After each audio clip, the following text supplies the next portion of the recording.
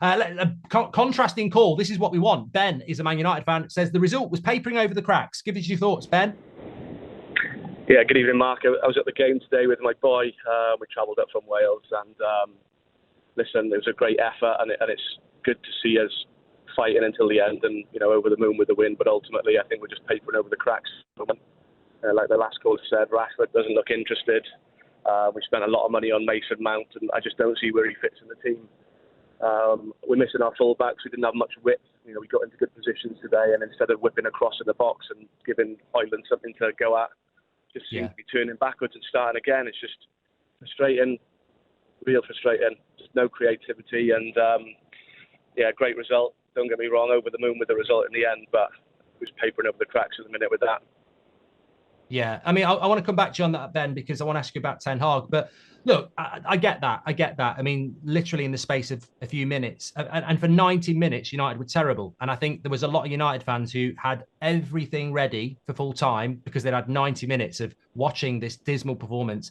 And then it changes around in a few minutes. And it's a bit confusing because you're like, we've been rubbish for weeks. And then in 3 or 4 minutes, you see something and it's like, well, look, you're not a Man United fan if you didn't enjoy that. But then there is that sense of, are we papering over the cracks? I mean, what I would say, Ben, if we'd lost that game, I think it's fair to say there'd have been a pile-on to Erik Ten Hag.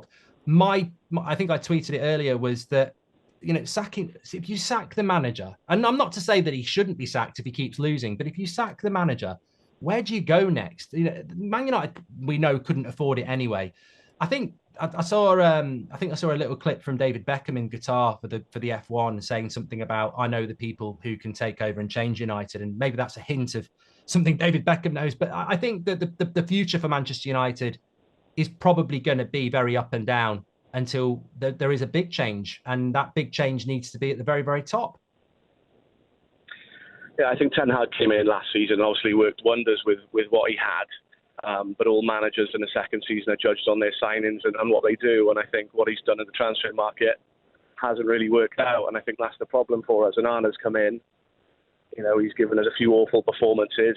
He's supposed to be brought in to play out from the back, and we haven't really seen that. He gets the ball, and then he's, sort of lacklustre with his passing. Or today he launched it forward quite a bit up to Hoyland, and there's nothing really up there for him to flick it onto. So that tactic's not really working.